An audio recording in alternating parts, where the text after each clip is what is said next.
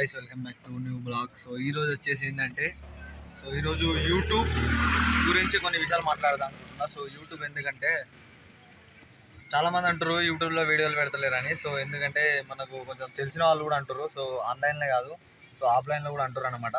So of camera ముంగట మనం ఏం చేస్తాం, ఏంటి మన వృత్తి ఏంటి, మనం పని చేసేది ఏంటి, సో అన్ని వీడియోలు చూపెడతాం. ఈ వీడియోలో చూడండి.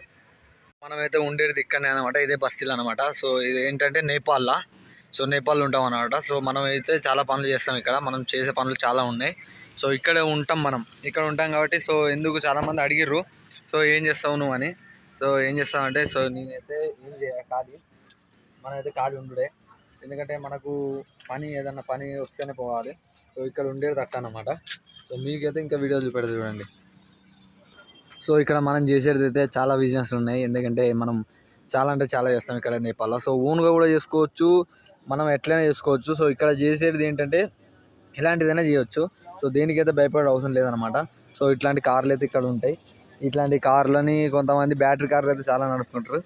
సో బ్యాటరీ కార్లు ఇది ఎందుకు వస్తారంటే, ఇది కొంచెం మంచిగా లేదు కాబట్టి అక్కడ బాగా ట్రాఫిక్ ఉంటుందని ఇట్లకెళ్ళి నడుపుతారు.